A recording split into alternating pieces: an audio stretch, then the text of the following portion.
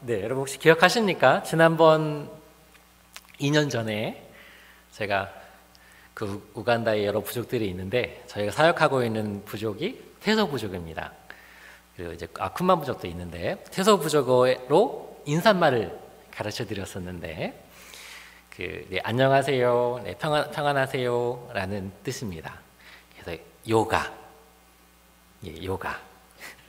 좀 더 평안을 많이 빌고 싶으면 요가 너이 이렇게 하시면 되는데요. 우리 우간다 태소 부족말로 우리 옆에 계신 분들에게 평안을 비는 마음으로 요가라고 우리 인사를 나누도록 하겠습니다. 요가, 요가 너이.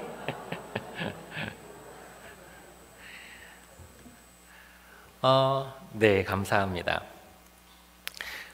한국에 오니까요, 그러니까 늘 나올 때마다 느끼는 거지만 정말 이렇게 감사한 것들이 참 많이 있는 것 같아요. 그리고 이제 지난 사역들과 또한 여러 가지 그 우간다에서 사역들과 삶을 돌아볼 때 모든 것이 다 하나님의 은혜고 다 감사인 것 같습니다. 오늘 이 기도 때도 가을을 주셔서 감사하다고 하셨는데 정말 우리의 삶 가운데에 늘 하나님께서 풍성하게 채워주시고 우리의 삶을 인도해 주시는 줄 압니다. 아멘. 그래서 오늘은 제가 감사합니다라는 단어를 감사합니다라는 태소어를 알려드리도록 하겠습니다. 감사합니다가 뭐냐면 얄라마. 정말 감사합니다라고 하면 끝에 너희를 붙이면 돼요. 너희. 제가 이번에 일시귀국으로 갑자기 나오게 됐거든요. 이따가 좀 더 얘기를 나누겠지만, 근데 저는 제가 사역을 열심히 하고 있는데, 내가 하나님을 위해 일한다고 착각할 때가 참 많이 있는 것 같아요. 그래서 이번에 나올 때도 어떻게 보면 사실상 아내가 좀 저를 등을 좀 밀기도 했는데 제가 하나님의 사역을 위해서 이곳에 나왔다라고 생각을 했는데 나오기 직전에 제가 이제 피 검사를 했었어요. 그러니까 피 검사를 했는데 한국에 도착해서 그 검사 결과를 보고 깜짝 놀랐어요. 그러니까 제 간 수치가 일반 기준 수치보다 8배가 높게 나와 있는 거예요. 그때 이제 일시귀국을 이번에 한 해 만에 아내랑 막 계속 얘기를 하고 막 고민을 많이 했었는데 이제 어떻게 보면 조금은 이렇게 반반인 마음으로 사실상 나왔었거든요. 예. 그런데 이제 만약에 제가 나오지 않고 다음 안식년까지 2년 후에 이런 상태로 나왔었으면 정말 심각해질 뻔했더라고요. 저는 우리의 삶 가운데에서 정말 우리가 하나님을 위해서 예배를 드리고 우리가 하나님을 위해서 일한다라고 쉽게 생각을 하는 것 같지만 그렇죠? 하나님께서 우리를 위하시고 하나님께서 우리를 위해 일하고 계시는 줄 압니다. 아멘. 여러분의 삶 가운데에서 우리의 삶 가운데에서 일하시는 우리 삶을 채워주시는 하나님의 은혜를 기억하면서 우리 하나님께 감사합니다라고 고백을 했으면 좋겠어요. 여러분 우리 두 손을 높이 들고 얄라마 너희라고 하는데요, 여러분이 감사하는 만큼 뒤에 너희를 붙이시면 됩니다. 아셨죠? 네네. 자, 우리 하나님께 우리 하나님께 감사의 고백을 드리도록 하겠습니다. 얄라마 너희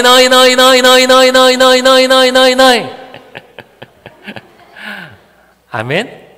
아멘.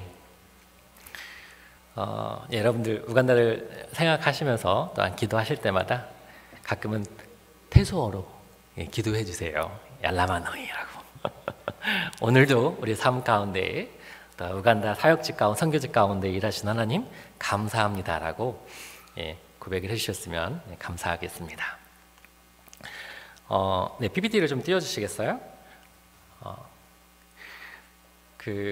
예전에도 소개를 한번 해드렸었지만 다시 한번 더 짧게 소개를 드리면요, 저렇게 옆쪽에 노랗게 보이는 부분이 이제 아프리카입니다. 아프리카. 아까 주일학교 아이들이랑 잠깐 얘기를 나눴었는데 아프리카가 굉장히 큰 대륙입니다. 저 아프리카에 55개국이 있어요. 55개국 중에 그 한 나라인 우간다에서 저희가 사역을 하고 있고요. 그리고 이제 아프리카 대륙을 보면 그 대륙에 비해서 저쪽 우간다는 굉장히 작아 보입니다. 그렇죠? 그런데 우간다가 결코 작지가 않습니다. 저 아프리카 대륙이 얼마나 큰지요. 저 대륙 안에 중국을 갖다 넣어놓고 그리고 미국을 갖다 넣어놔도 다 차지가 않아요. 굉장히 큰 대륙입니다. 우간다가 굉장히 작아 보여도 그 남한의 그 2배가 넘습니다. 남북한 합친 것보다도 1.2배가 더 커요. 굉장히 큰 나라입니다. 근데 이제 그리고 인구수도 굉장히 비슷합니다. 지금 이제 인구 통계를 하고 아직 발표가 나지 않았는데 지금 예상하기로는 한 5천에서 5,500만 명 정도 예상을 하고 있어요. 우리나라도 지금 5,200만인가요? 지금 그 정도 되는 걸로 알고 있는데 굉장히 비슷하죠. 근데 이제 대신에 차이점이 있다면 우간다는 그렇죠? 그 평균 연령이 굉장히 낮습니다.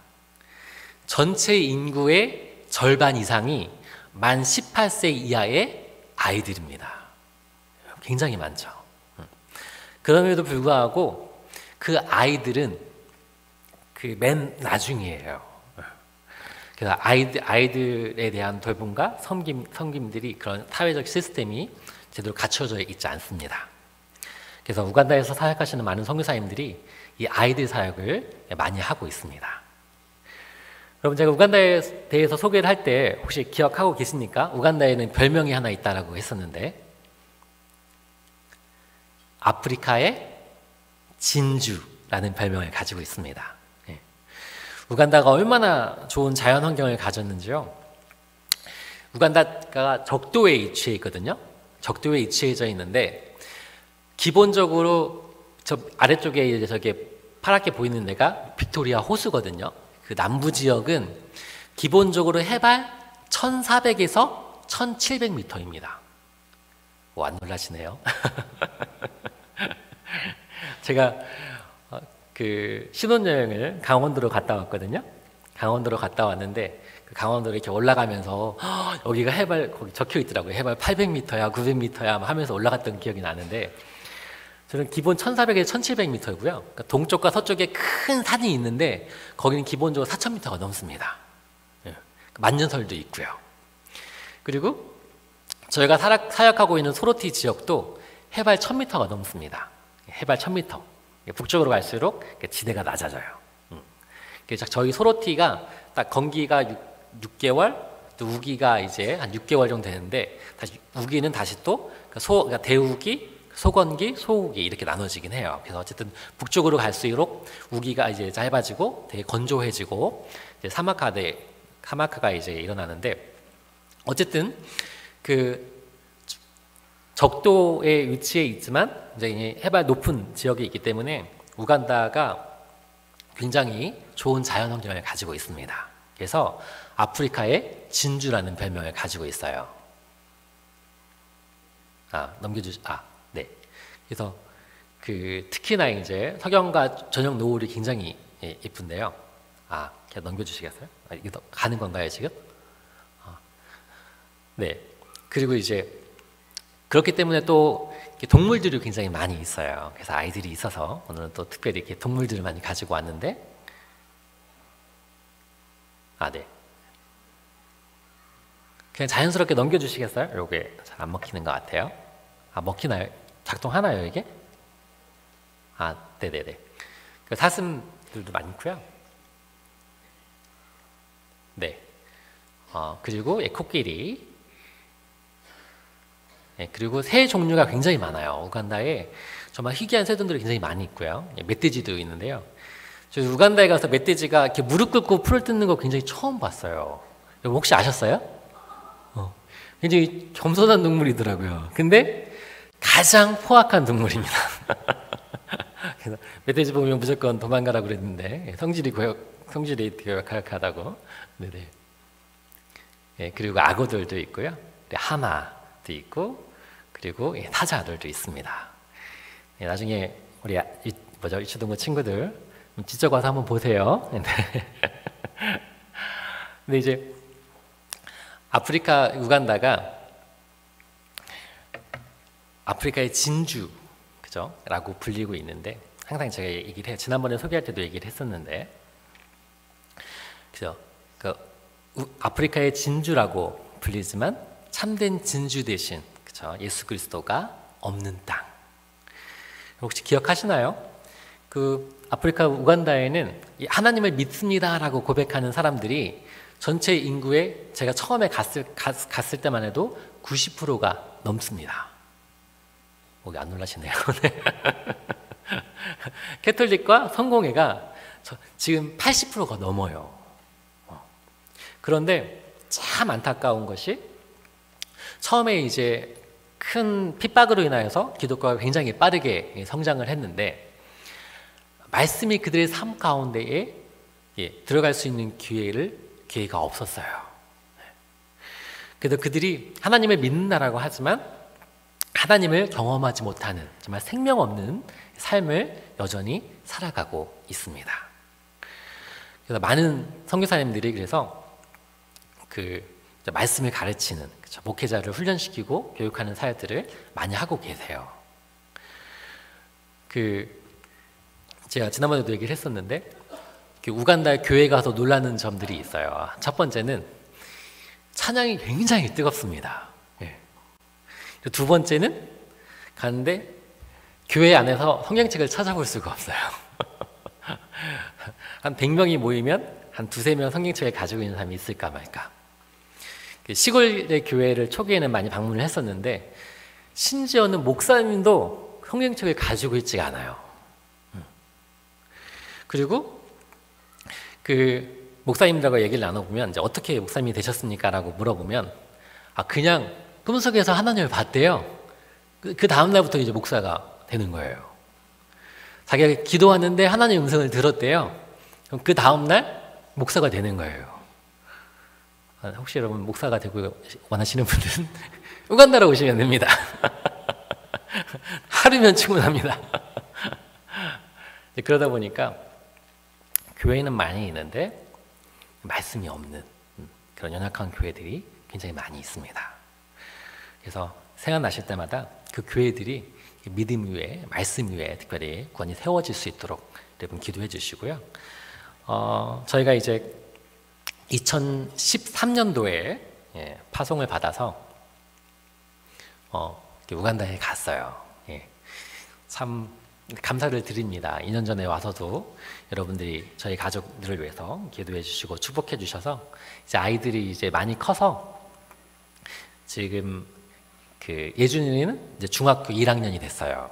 그리고 예림이는 6학년이 됐습니다. 그래서 선교사 자녀 학교에, 키냐에 있는 선교사 자녀 학교에 지금 굉장히 잘 다니고 있어요. 여러분 기도해 주시고 또 후원해 주셔서 너무너무 감사드리고요.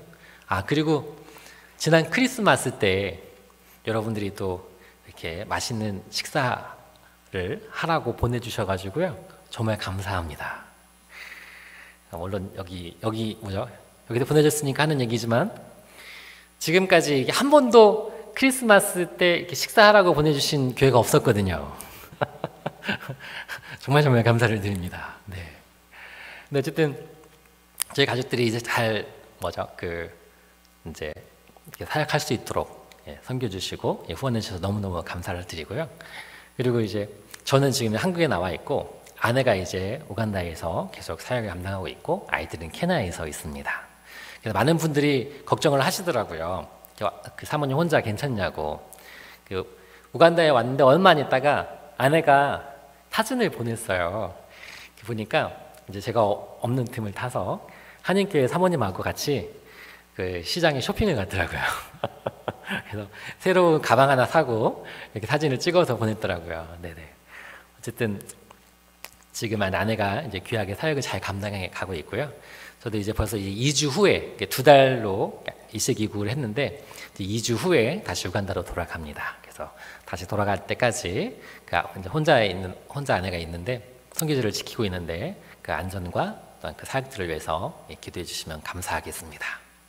그래서 우간다에 있는 아이들을 위해서 그들에게 복음을 전하기 위해서 저희가 이제 계속 여러 가지 애쓰고 있는데 바이블 캠프 사역들을 굉장히 중요하게 여기고 또한 그 사역들을 해가고 있습니다.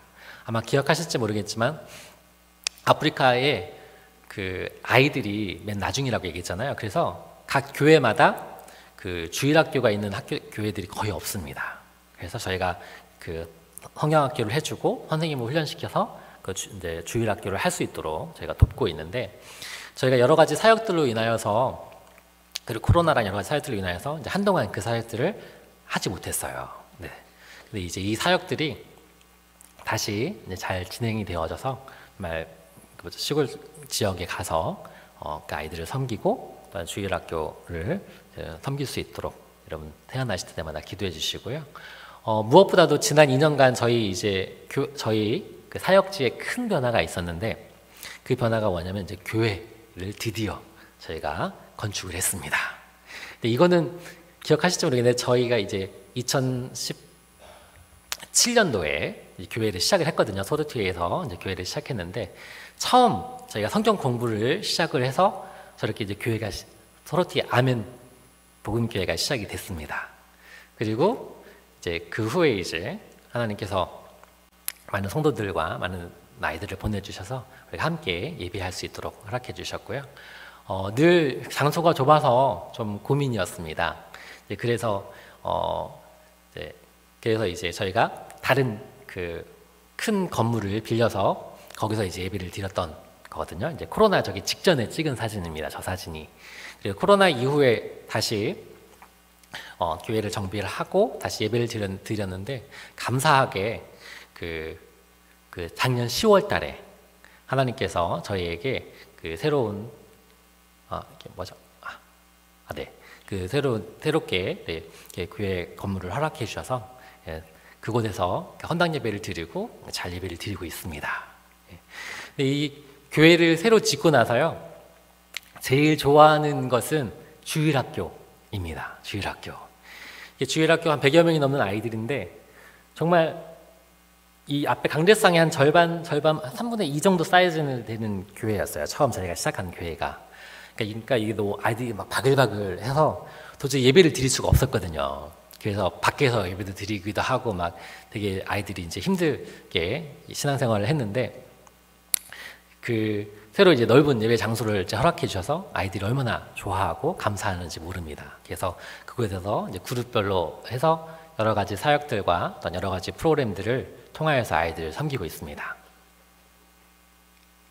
네, 혹시 넘겨주시겠어요?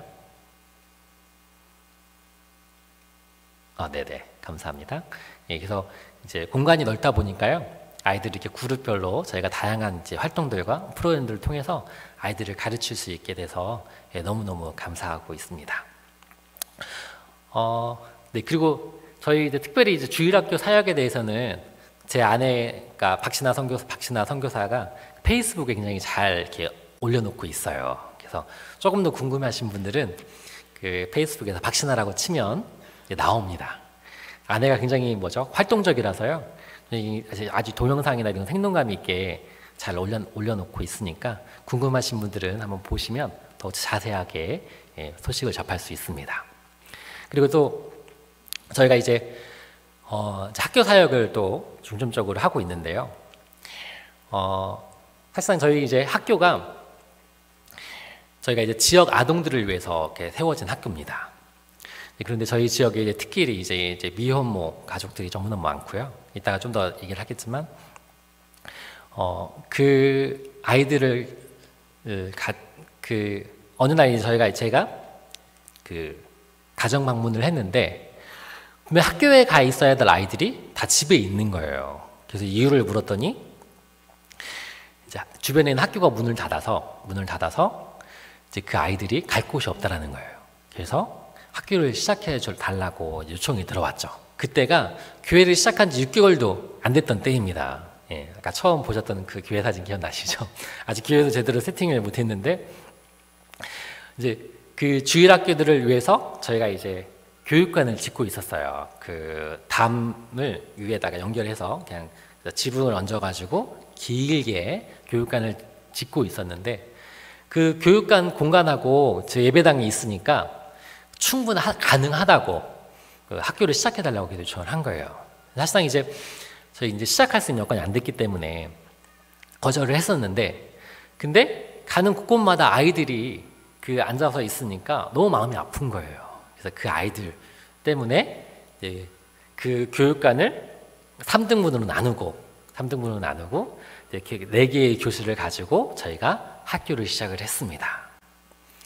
그래서 그때 아내가 이제 몸이 안 좋아가지고 첫 번째 안식년을 먼저 나갔던 시기였거든요. 그래서 돌아와서 아내한테 많이 혼났어요.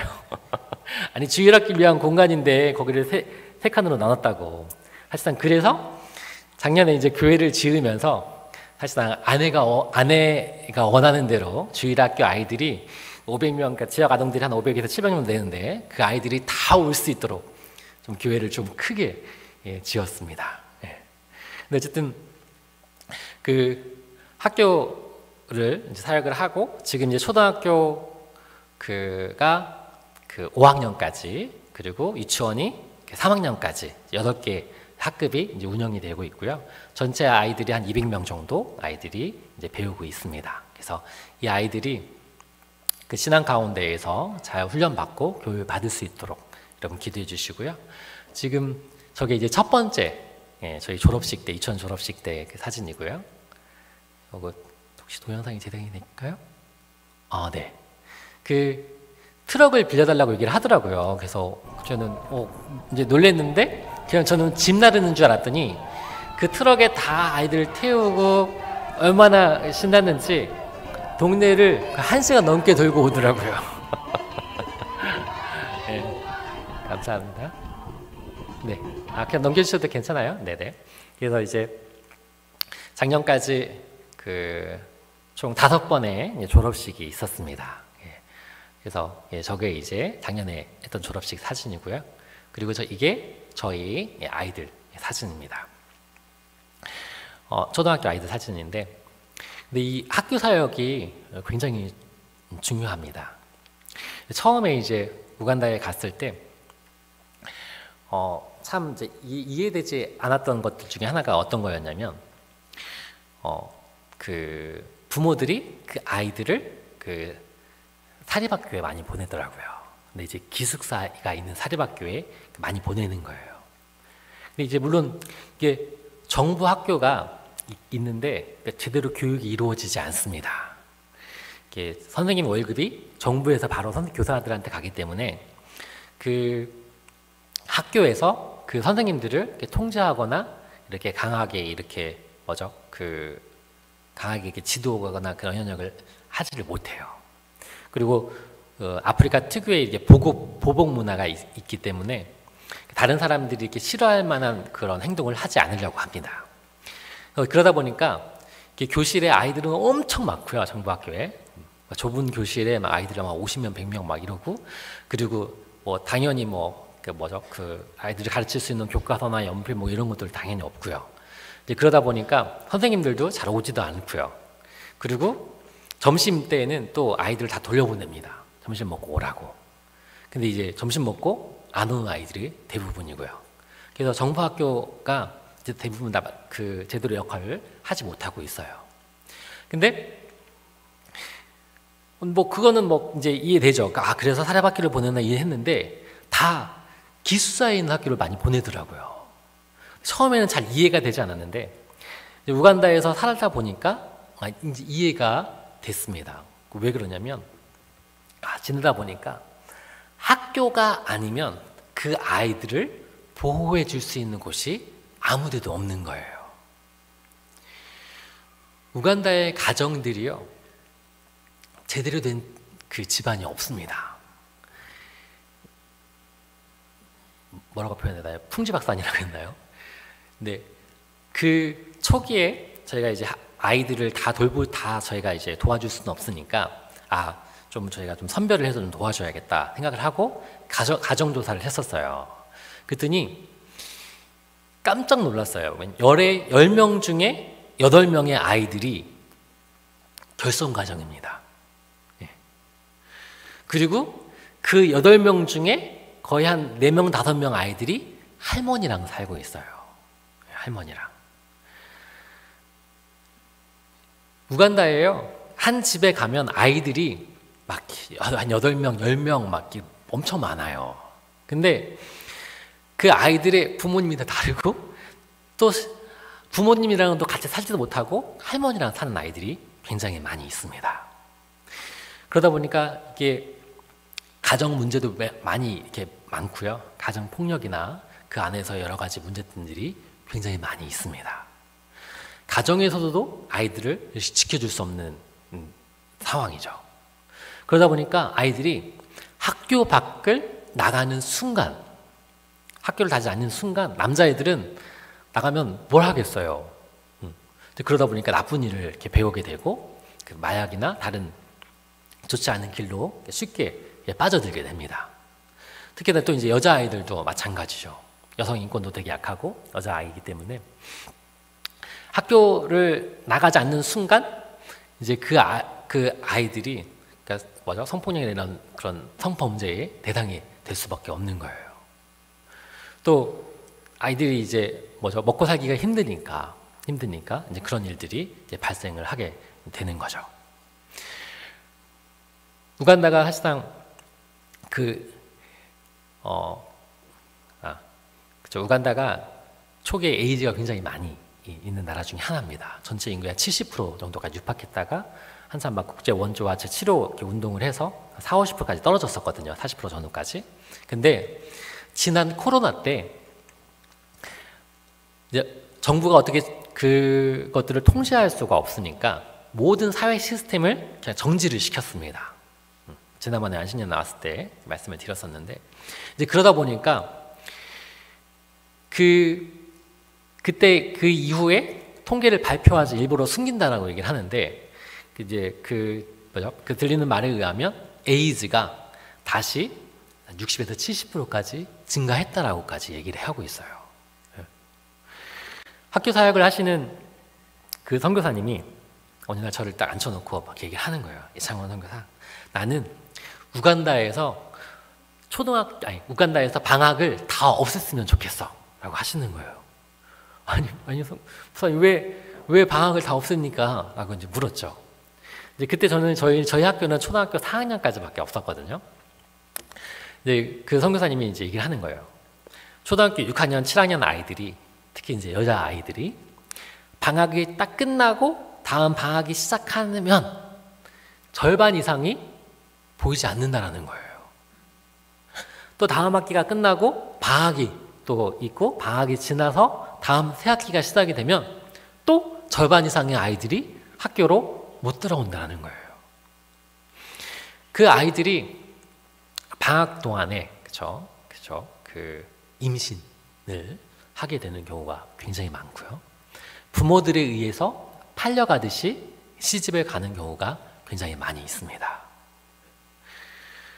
그러다 보니까 이제 그러한 사회적 문제와 갈등들이 간에 굉장히 많이 남아 있게 되죠. 학교가 아니면 그 아이들을 보듬어 줄 수 있는, 지켜줄 수 있는 것이 없는 거예요. 그러다 보니까 조금 이제 생각이 있는 부모님들은 다 아이들을 어떻게든 간에 기숙사에 있는 사립학교에 좀 더 돈이 되면 이제 기숙사에 있는 사립학교에 보내길 원하는 것 같더라고요. 그래서 그 우간다에 있는 아이들을 위해서 여러분 생각나실 때마다 기도해 주시고요. 정말 그 아이들을 치유하고 그 아이들을 보호해 줄 수 있는 것들이 무엇이 있겠습니까? 오직 신앙을 통하여서 하나님이 그들의 아버지가 되어서 그들의 아픈 상처를 치유하게 하시고 그들이 믿음 가운데 신앙 가운데 잘 자라갈 수 있게 해달라고 여러분 기도해 주셨으면 감사하겠습니다. 특별히 이제 저희가 이제 또 선교제에 이번에 일시 귀국을 하게 됐는데 사실 가장 큰 이유 중에 이제 2가지 이유가 있습니다. 한 가지 이유는 사실상 우리 이제 2번째 이유가 저희 학교 아이들 때문에 나왔습니다. 저희 지역 아동들이 이제 학비를 낼 수 없는 상황이 되니까 그 아이들이 저희 학교를 다니다가 같이 이제 정부 학교로 가는 거예요. 한국 돈으로 저희 학비를 2~3만 원 정도 받고 한 학기 2~3만 원 정도 받고 있는데 정부 학교도 한 2만 원 정도 돈을 내야 돼요. 저도 이제 초등학교도 올라갈수록 이제 금액이 좀 올라가긴 하는데, 근데 어쨌든 학교를 다니다가 저희는 이제 반절만 내면 학교를 다닐 수 있거든요. 다 대신에 다음 학기 때 그 밀린 학비를 다 내야 돼요. 그러니까 다 내고 다시 또 새로 등록을 해야 되니까 정부 학교를 일단 보내는 거예요. 그러다가 돈이 다시 생기면 저희 학교로 다시 보내는 거죠. 저희가 이제 지난 한 2년간 학교 사역에 좀 많이 초점을 두고 여러 가지 이제 프로그램들을 진행했는데, 그럼에도 불구하고 아이들의 발전 성장이 너무 저희가 기대한 것보다 낮은 거예요. 근데 그 이유 중에 하나가 바로 아이들의 그런 교육 환경이 여전히 불안정한 거죠. 그래서 아내한테, 그럼 내가 이번에 이제 나가서 그 아이들을 위해서 내가 조금 더 한국 교회를 통하여서 힘을 모아서 우리 학교 운영을 무료로 전환을 시키자 하고 나왔습니다. 그래서 이러한 프로그램들이 잘 진행이 될 수 있도록 여러분 기도해 주시고요.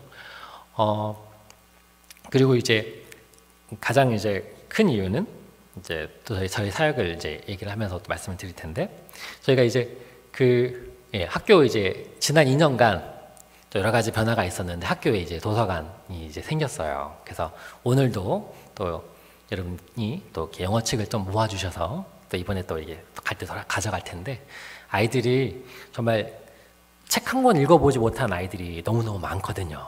근데 그 아이들이 이렇게 지금 열심히 책을 읽고 또 열심히 배우고 배우고 있습니다. 그래서 계속해서 이제 그들을 위해서 기도해 주시고요. 그리고 이제 또 저희가 이제 클리닉 사역을 하고 있어요. 그래서 클리닉을 통하여서 아이들의 이제 좀 위생 환경이라든가 그런 의료 환경을 좀 개선하고자 열심히 노력을 하고 있고요. 그래서 이제 이러한 사역들을 통하여서 아이들이 이제 사실상 이러한 사역들을 하는 이유는 아이들이 조금 더 안정적으로 그 신앙 가운데 자라갈 수 있도록 하기 위해서 섬기고 있습니다. 그리고 이제 또 감사한 거는 이제 올해에 빵기계를 후원해 주셨어요.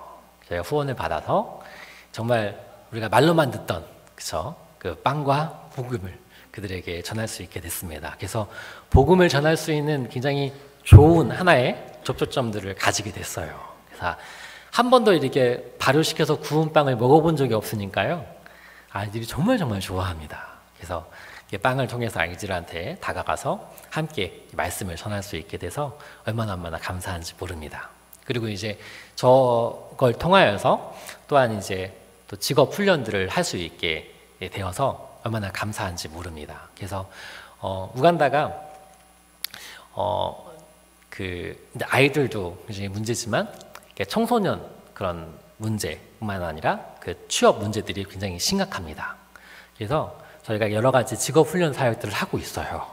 지난번에 왔을 때 자세하게 보고 드렸었는데, 이러한 직업 훈련 사역들이 계속해서 잘 이루어질 수 있도록 기도해 주시고요. 그리고 이제 그것뿐만 아니라 저희가 이제 한국 교회를 통해서 흘려주시는 대로 열심히 그곳에 그 현지인들을 돌보고 섬기고 있습니다. 그래서 이러한 사역들이 계속해서 잘 진행될 수 있도록 여러분 기도해 주시고 후원해 주시기 바랍니다. 일단 이제 또 저희가 사실상 이제 이번에 나오게 된 또 첫 번째 이유는 이제 이 아이들이 그러니까 그 대학 청소년들 사역을 준비하고자 이렇게 나왔습니다. 사실상 이제 소로 저희 태소 부족인데, 태소 부족도 그 우간다의 큰 부족들 중에 한 부족이에요. 근데 종합대학이 하나도 없었거든요. 근데 코로나 있기 전에 소로티 종합대학이 세워졌습니다. 사실상 저희가 맨 처음에 소로티에 가게 됐을 때부터 대학이 들어온다는 얘기가 있었거든요. 그래서 사실상 처음에는 그 대학생들을 위해서 사실상 그쪽에서 좀 땅을 알아보고 있었는데, 그쪽이 다 대부분 정부 땅이라서 땅이 쉽게 나오지 않더라고요. 그러는 가운데 하나님께서 좋은 땅을 허락해 주셔서 아멘에 저희가 이제 그 사역을 시작하게 됐고요. 그리고 이제 이번에 이제 우연찮게 은퇴하신 목사님이 소로티에 이제 교회랑 학교를 짓고 싶다가 하셔서 오셨어요. 이제 고신지 목사님이신데, 그래서 그 목사님이 이제 알아볼 수 있도록 목사님을 도와드리는 가운데 마땅한 장소를 찾는 중에 그 우연찮게 그 소로티 대학 맞은편 쪽으로 땅이 나왔다는 이야기를 듣게 됐습니다. 그래서 이제 그 이야기를 듣고 이제 아내가 지금이라고, 이제 이 지금이 아니면 또 이렇게 땅을 얻을 수 있는 기회가 없다고 그래서 저를 보낸 겁니다. 그래서 그 소로티 종합대학이 지금 이제 올해에 첫 졸업생들을 배출하기 시작을 했어요. 그래서 이제 뭐 졸업생들이 많지는 않는데 한 500명 정도, 지금 대학생들이 거기 안에 소로티 대학이 이제 500명 정도 있고, 지금 모든 단대들이 다 이제 개설을 하게 되면 그 대학만 한 5,000명 정도 그 대학생들이 있을 예정입니다. 그리고 그 안에 벌써 그 외에 농대랑 상대가 있어요. 그러니까 농대랑 상대가 벌써 있는데 그 농대랑 상대의 대학생들이 벌써 한 2,000명 정도 됩니다. 그럼 이 대학생들이 한 7,000명 정도 돼요. 근데 그 일대가 대부분 다 정부 땅들이 많아서 그쪽에는 먼저 교회나 이러한 시설들이 굉장히 적습니다. 그래서 저희가 그곳에 이제 땅을 사고 이제 교회를 짓고 그 교회를 통하여서 대학생들을 말씀으로 제자로 세우는 사역들을 하려고 합니다. 지금 저희가 이제 저희가 교회 안에서 그러니까 대학 청소년들을 이렇게 훈련시키고 있거든요. 그래서 그 아이들과 함께 이제 그 캠퍼스 사역을 이렇게 준비해 나갈 예정입니다. 그래서 그것들이 잘 준비될 수 있도록 여러분 기도해 주시고, 또한 그 일들을 통하여서 이 대학 청소년들이, 그죠?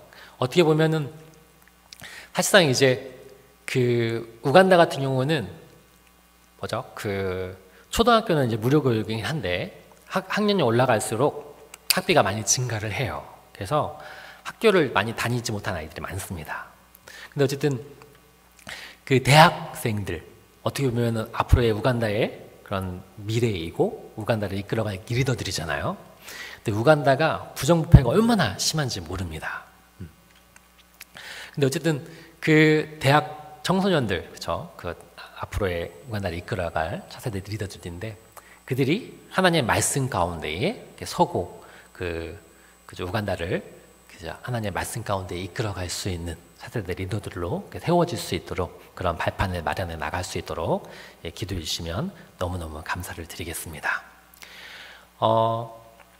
이번에 이제 나오면서 저희들도 많이 이제 고민을 하게 됐어요. 이제 여러 가지 사실상 돌아가서 계속해서 우리 아이들을 섬기고 그 교회를 세우고 그리고 이제 대학 사역들을 우리가 계속해서 나갈 텐데, 이번에 한국 교회에 왔는데 한국 교회에 뭐 주일학교와 그리고 이제 청소년들이 한국 교회를 떠난 아이들 너무 많더라고요. 특히 이제 20대, 30대 너무너무 감사하게 우리 전 성도교회는 참 좋은 본을 보이고 있는 교회인데 다른 교회들은 그렇지 않아요. 너무 마음이 아프더라고요. 근데 이 한국 교회들을 보면서 이제 사실상 이제 우간다는 아이들이 너무 많아서 걱정인데 한국 교회는 또 아이들이 너무 없어서 걱정이더라고요. 근데 이 다음 세대들을 향한 걱정은 똑같습니다. 그래서 참 많이 고민하는 가운데 어떻게 하면 우리 이 아이들로 하여금 올바로 설 수 있을까라고 많이 이제 고민하던 가운데 하나님께서 이 말씀을 제 안에 허락하여 주시고, 이 어떻게 보면 20대, 30대에 그쵸? 그 어른들은 한국 교회의 부흥의 정점에 달았을 때에 자랐던 세대들이거든요. 저도 46인데 이제 저도 사실상 한국 부흥과 함께 이제 자라온 아이들인데 그 다음 세대들은 정점을 찍고 그때에 있었던 주일학교에 있었던 아이들이더라고요. 근데 한번 곰곰이 생각을 해봤어요. 그때에 한국 교회에 어떤 변화들이 있었는가. 근데 교회들이 너무너무 바쁘다 보니까 그러니까 주일학교 아이들은 그냥 주일학교로 분리시키고 그 아이들의 제대로 말씀 가운데 하나님을 경험할 수 있는 그런 기회들을 많이 놓치게 됐던 게 아닌가라는 생각을 하게 되더라고요. 근데 저도 곰곰이 돌아보니까 예준이, 예림이랑 정말 많은 예배를 같이 드렸거든요. 정말 많이 같이 예배를 드렸는데 한 번도 예준이, 예림이를 앉혀놓고 그들의 신앙에 대해서 얘기를 나눠본 적이 별로 없더라고요.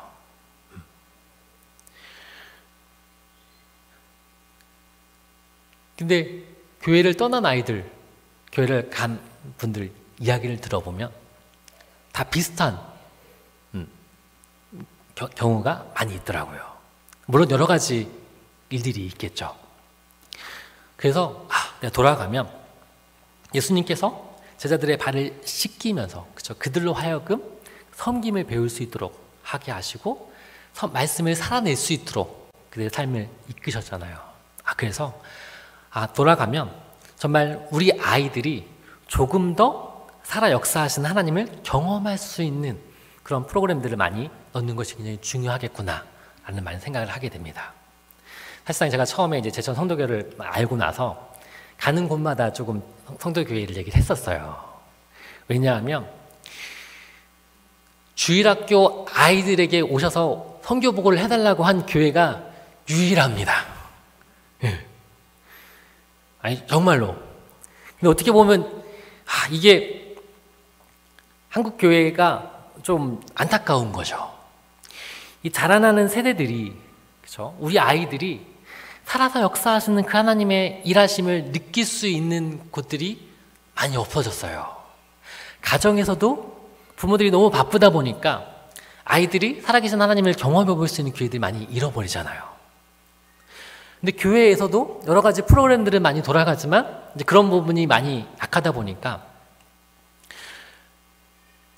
그들이 살아 역사하신 하나님을 경험해 볼 수 있는 기회들이 약하니까 어떠한 유혹과 시험들이 왔을 때 너무 쉽게 세상 가운데에 이렇게 세상 유혹 가운데 가는 모습들을 보게 됩니다. 근데 너무너무 잘하고 계신 거예요. 여러분들이 여러분의 자녀들에게 많이 자랑하시고 경험할 수 있도록 해주시는 것이 굉장히 중요합니다. 사실상 한국교회에 이번에 와서 많이 위기의식을 느꼈어요. 왜냐하면 선교지는 아직도요, 제가 우간다를 봤을 때 이게 10년이 아니라 아직도 한 30년, 한 2, 30년은 더욱더 한국교회의 섬김과 후원이 필요합니다. 근데 지금 중간이 그냥 확 끊겨버리니까 너무 마음이 아프더라고요.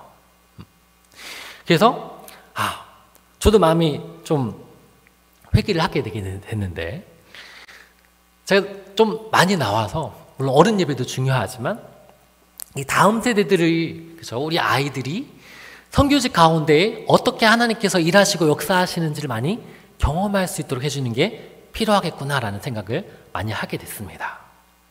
그래서 가는 교회들마다 저도 이제 요청을 하고 있는데, 우리 이제 우간다에 있는 아이들도 그 경험들이 굉장히 중요하잖아요. 한국 교회의 아이들이, 그렇죠, 그 하나님 살아계신 하나님을 경험하지 못함으로 인해서 그런 지금 많은 혼란을 겪고 있는데, 우리 아이들도 마찬가지거든요.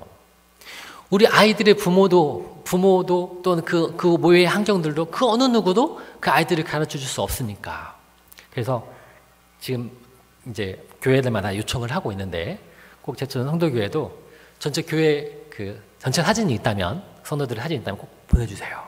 그래서 저도 교회에다 다 붙여놓을 예정입니다. 붙여놓고 얘기를 할 거예요, 아이들한테. 하나님께서 한국 교회에 어떻게 살아 역사하시고 그 섬김과 사랑이 어떻게 우리 우간다까지 왔는지 아이들이 보고 경험할 수 있도록 하는 그런 프로그램들을 할 예정입니다. 그래서 여러분 사진을 꼭 보내주시고요. 그리고 상주 옥산교회라고 저희 아내 모교회에 갔는데 깜짝 놀랐어요. 그 교회가 30개가 100년이 넘는 역사를 가지고 있습니다. 1919년도에 지어졌더라고요. 선교사님에 의해서. 근데 많이 방문했었는데 몰랐었어요. 그리고 이번에 더 놀라운 걸 발견했는데, 갔는데 한쪽에 교적부가 있더라고요. 넘기는 가운데 딱 봤는데 이게 1919년도에 세워진 것도 놀라운데 1951년 6.25 전쟁이 끝나지도 않았는데 51년 4월에 학습 문답을 했던 그 기록이 남아있더라고요. 그 전쟁 중에. 그 다음 세대 목사님이. 그래서 이게 교회가, 그죠? 물론 밖에는 자랑할 필요는 없지만 다음 세대만큼은 이걸 우리가 자랑을 하고 알려줘야 되는데 너무 좀 마음이 아프더라고요. 그런 부분에 대해서는. 물론 이제 시골 교회이기 때문에 뭐 다 이제 도시로 많이 떠나서 아이들이 없는 것도 있긴 하지만 우리가 다음 세대들에게, 그죠? 어떻게 하나님의 살아 역사하심이 우리 교회 가운데 일어나는지를 마음껏 자랑하고 나타내 보이는 게 중요한 것 같습니다. 교회적으로도 너무너무 감사해요. 특별히 이제 성도교회는 너무너무 잘하고 계신데 각 구역과 특히 이제 주일학교 아이들도 이렇게 선교를 경험할 수 있도록 해 주신 게 너무너무 감사한 것 같아요. 그리고 기회가 되는 대로 이렇게 선교사님을 초대를 해서 이렇게 선교지의 사역 가운데 어떻게 하나님께서 일하시고 계신지를 나눌 수 있도록 기회를 주시니까 너무너무 감사한지 모릅니다. 한 가지 내가 더 부탁드리고 싶은 거는 특별히 모든 예배가 중요하겠지만 특별히 이러한 선교사님이 오시는 경우에는 여러분의 자녀들 많이 좀 데리고 오셨으면 좋겠어요.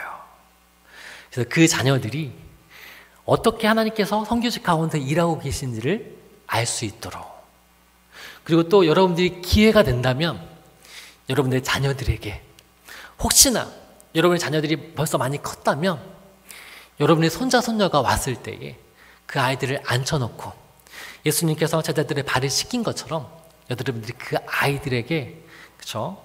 선교의 모습을 통하여서 하나님의 말씀을 경험할 수 있도록 재미있는 이야기를 들려주시고 맛있는 거 사주면서 교회 한번 가자고 손자 손녀들을 데리고 오실 수 있었으면 좋겠습니다. 그래서 우리 성도교회뿐만 아니라 선교지에 있는 아멘 복음교회가 정말 다음 세대들을 굳건히 세워가며 그들이 단순히 지식적으로 머리로만 예수 그리스도를 경험하는 것이 아니라 그들의 삶을 통하여서 살아 역사하신 하나님을 경험할 수 있도록 우리 함께 같이 세워나갈 수 있었으면 좋겠습니다. 마지막으로 한 가지 더 기도 제목을 말씀드리고 마치도록 하겠습니다.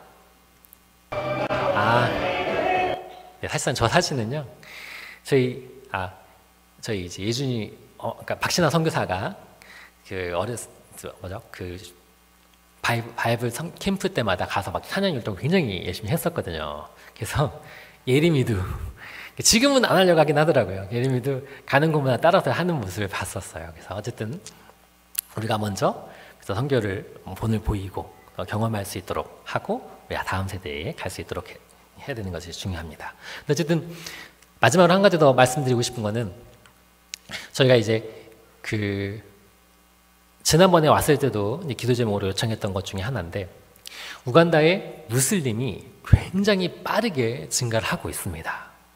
제가 처음에 우간다를 갔을 때만 해도 무슬림의 인구 비율이 2점 몇 프로밖에 되지 않았었거든요.